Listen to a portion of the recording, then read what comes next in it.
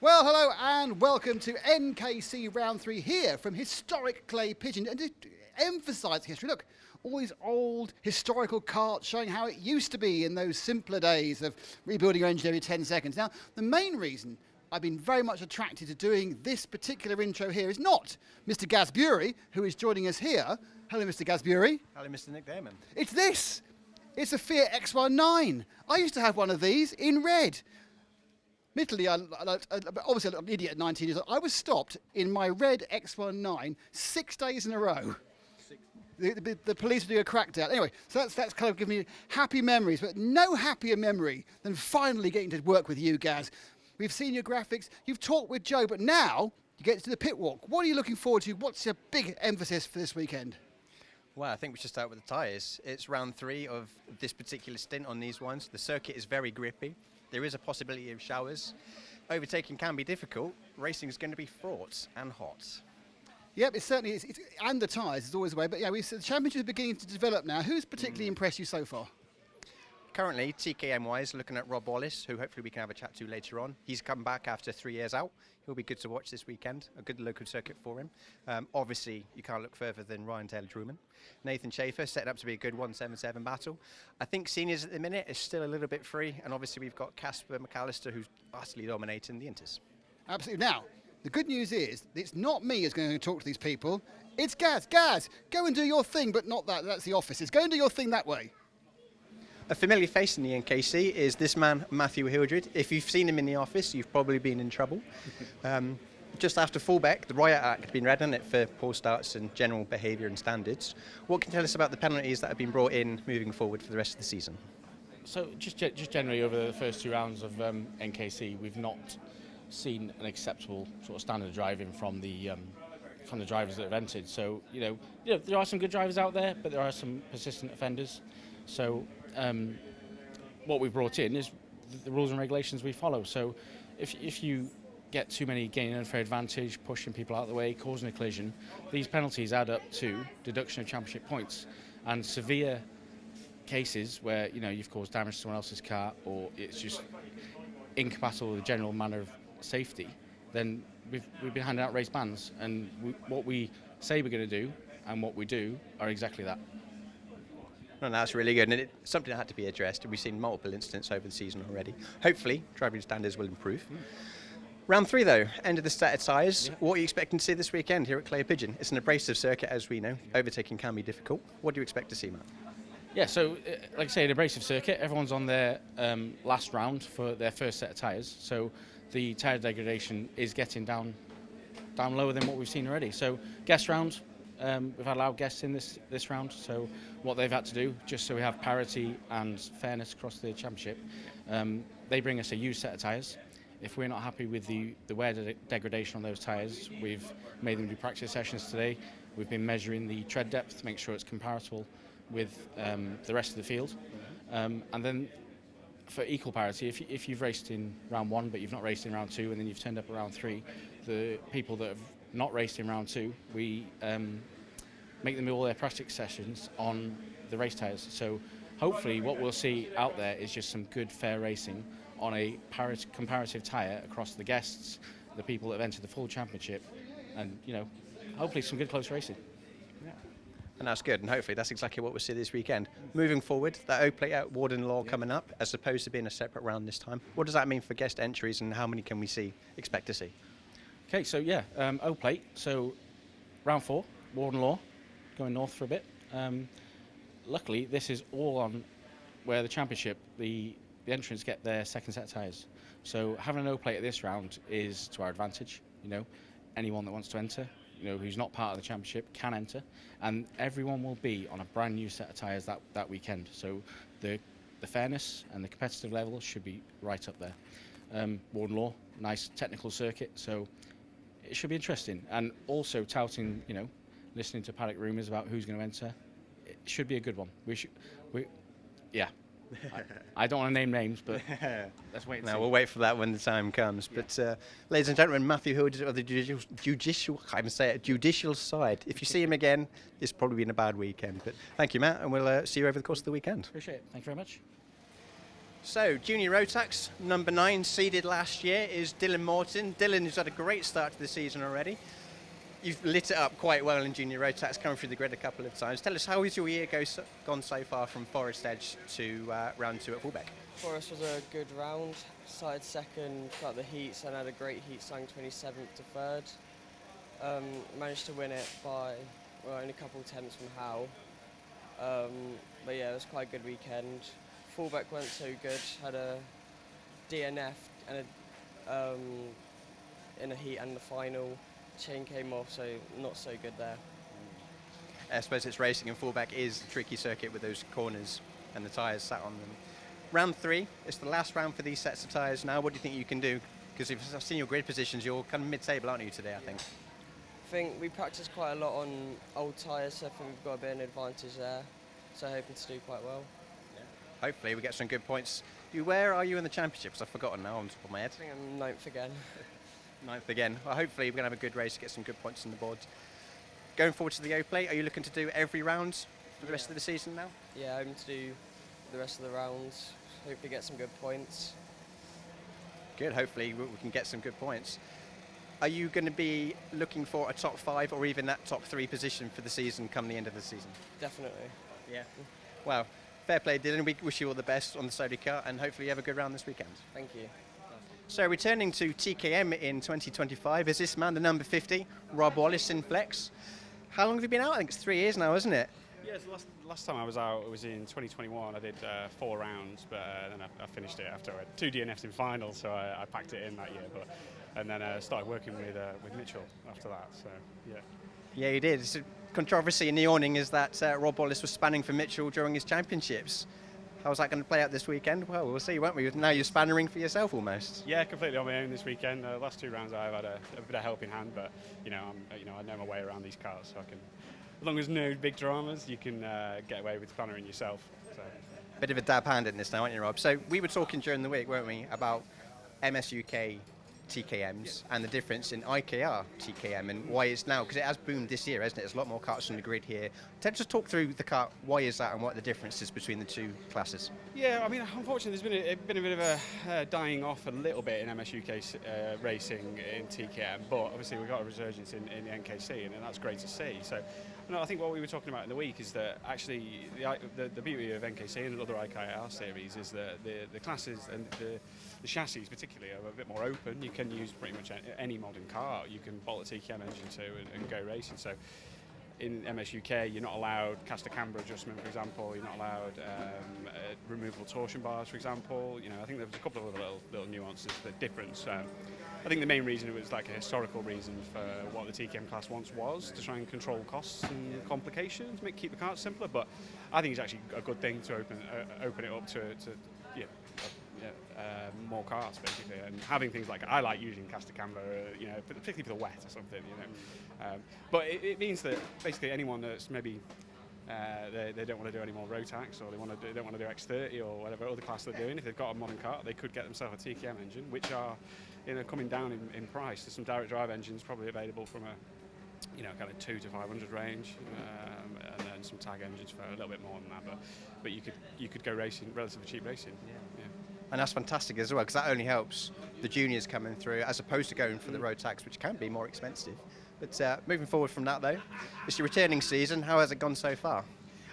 It's gone reasonably well, but maybe we've not quite had the result that we'd hoped for. So I think at Forest Edge, I crossed the line 3rd, so I was 3rd on track, but I did have a bumper penalty on one half a block, and it was, I don't even know when it happened, but I was very disappointed when I come in the pits and noticed, I was like, oh damn. But, so I actually classified 8th in that. So, but I thought that was okay. First time back, I thought, because the pace was very good.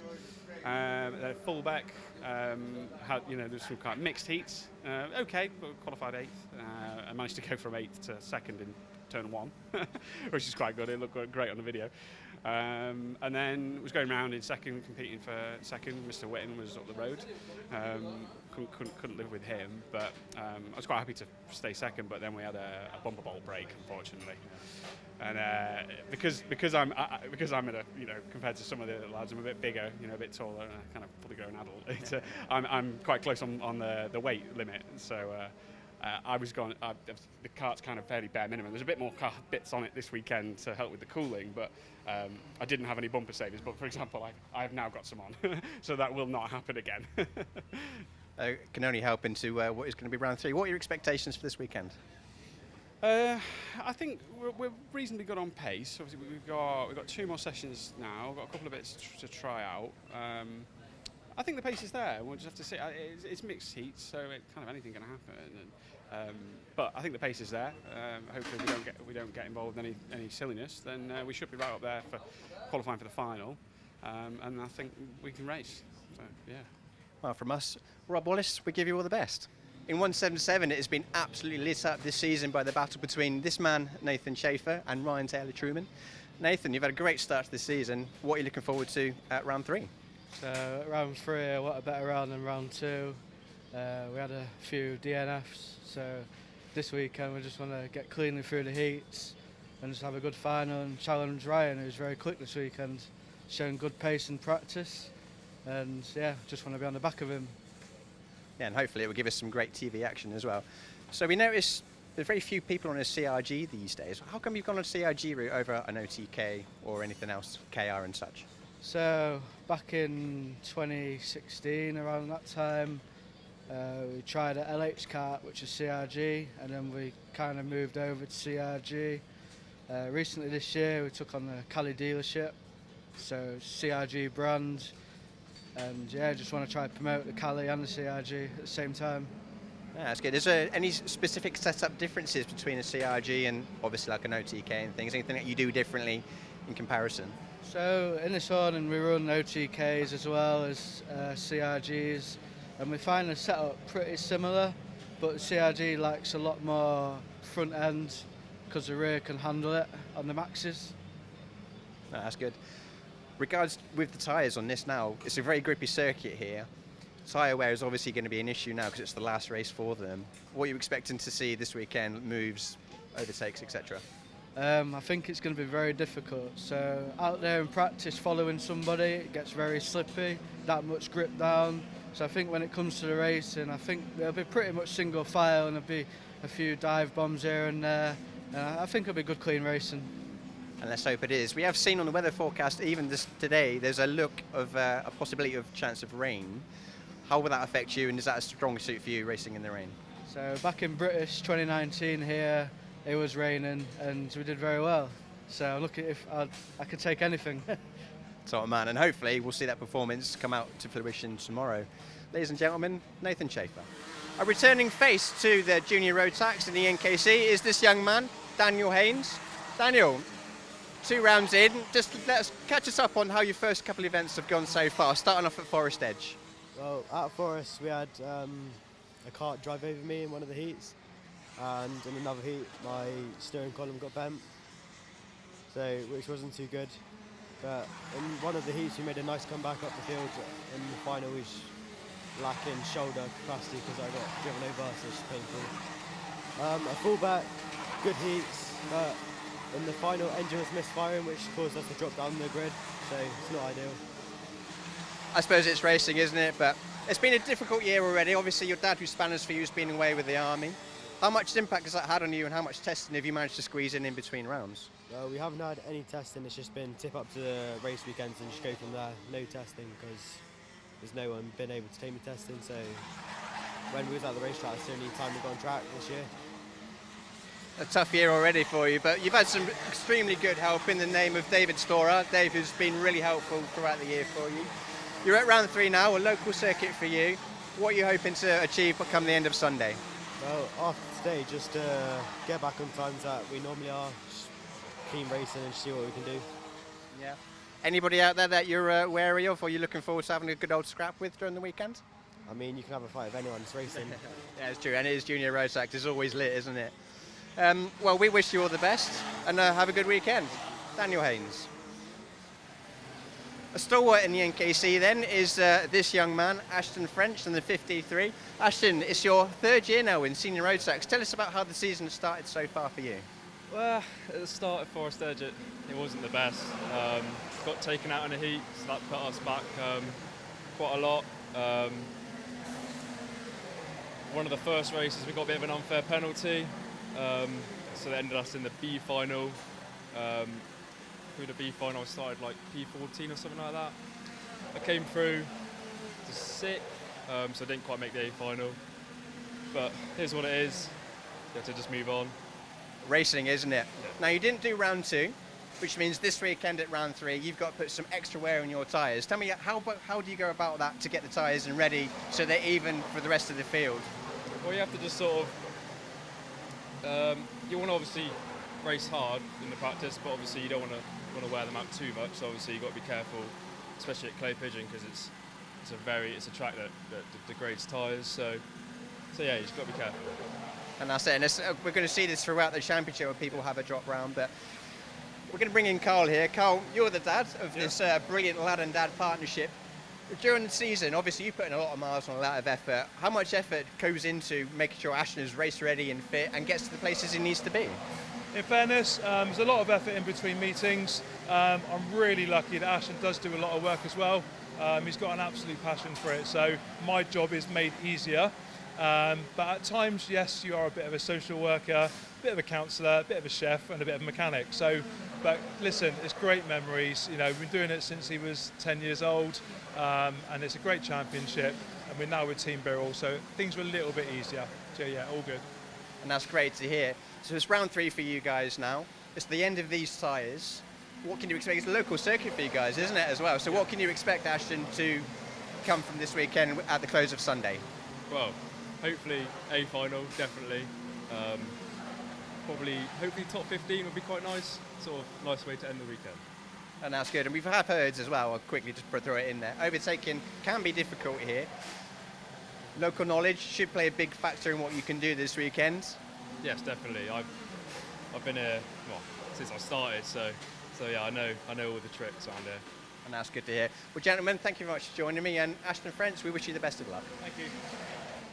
So one of our challenges to Ryan Taylor-Truman and Nathan Schaefer in 177 is this man, Scott Smith. Scott had a great season last year, carrying, what are you on now? The 38 this year. Doesn't like the numbers, the seeded numbers, no. But Scott, you've had a good season so far, 3rd in the championship minute. Tell us, how did Forest Edge go, firstly? Yeah, Forest Edge. I mean, it wasn't going to be one of our strongest tracks, but somehow we finished 3rd, and that was some really good heats. Got a really good start, finished 3rd. Didn't quite have the pace of Ryan and Schaefer. But yeah, that was a good race. Good end to the weekend, yeah. And that's what you want, isn't it? Build that championship challenge. You've looked good for a couple of seasons that you've been in so far. Moving from round 1, how was that unfolded at round 2 at Fullbeck? Yeah, Fullbeck, we thought we'd be all right at. It's closest one to us, about 40 minutes away.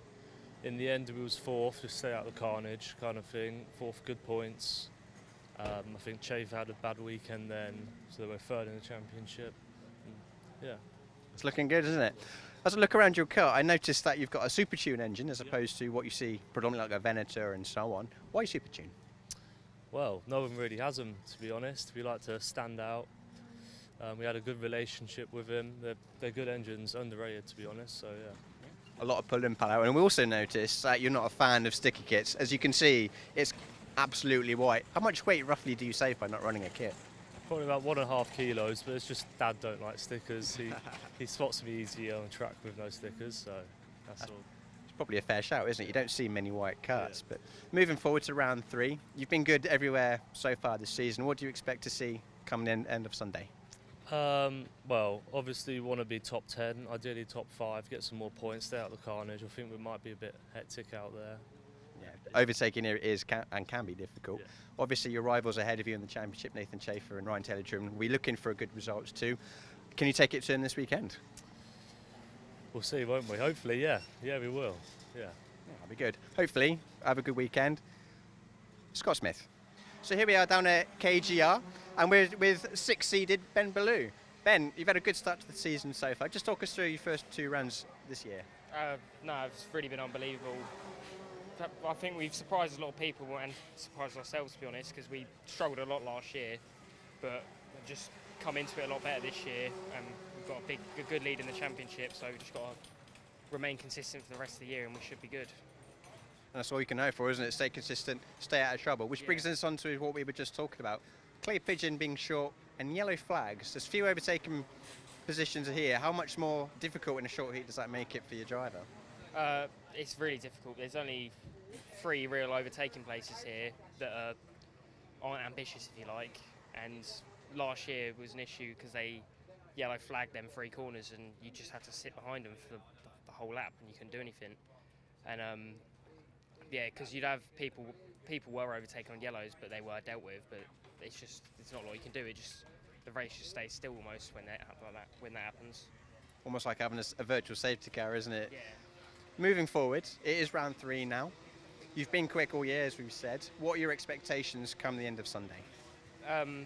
We just need to get as many points as we can. It's not, obviously we want to win, but we just need to stay consistent for the rest of the year, just focus on the championship.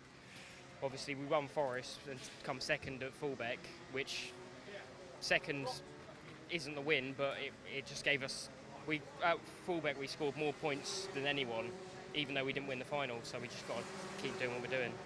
And it shows, doesn't it? Consistency is really important in such a short championship of 6 rounds. Who do you think are going to be your main rivals throughout the rest of this season? To be honest, there's so many people, literally everyone in the top 10 and people even outside the top 10 in the championship. There's just so many people that are fast. Obviously looking at the championship table, it's hard to gauge because once drop rounds are factored in, it all changes. But it's going to be a tough fight with everyone. Kieran and Jensen, they're both very fast, and there's so many other people as well. Yeah, and there's an awful lot of very quick drivers in this category 162, which is great to see. It makes the racing a lot more interesting for us. Hopefully, you'll have a really good weekend and score some solid points. Yeah. Ben Bellew.